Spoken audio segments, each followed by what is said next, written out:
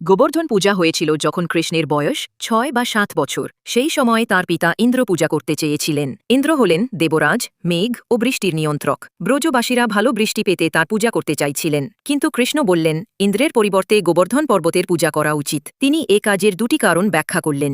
প্রথম, বৃন্দাবনের পবিত্র পর্বত গোবর্ধনের পূজা প্রতিষ্ঠা করা। দ্বিতীয়, ইন্দ্রের অহংকার ভাঙা। কৃষ্ণ নন্দ মহারাজের নিকট বললেন, গরু, ব্রাহ্মণ ও গোবর্ধন পর্বতকে সন্তুষ্ট করার জন্য যজ্ঞ শুরু হোক। পায়সান্ন, সবজি, ভাজা পিঠা এবং অন্যান্য খাদ্য সামগ্রী প্রস্তুত হোক। ব্রাহ্মণদের ভোজন করানো হোক, গাভী ও উপহার দেওয়া হোক। সব ভুক্তভোগীদের যথাযথ খাদ্য সরবরাহ করার পর গিরি গোবর্ধনকে শ্রদ্ধার্ঘ্য দেওয়া হোক। সব ব্রজবাসী সমবেত হয়ে গোবর্ধনের নিকটে মহোৎসব করলেন।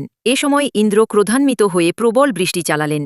কিন্তু ৬ বছরের কৃষ্ণ গোবর্ধন পর্বত একটি বড় ছাতার মতো উত্তোলন করে ৭ দিন ধরে ধরে রাখলেন, সবার রক্ষা করলেন। ইন্দ্র বুঝলেন তিনি ভুল করেছেন।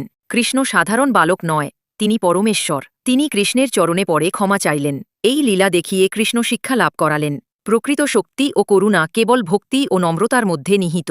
আজও গোবর্ধন পূজা মহোৎসব পালিত হয় ভক্তি ও আনন্দের সঙ্গে।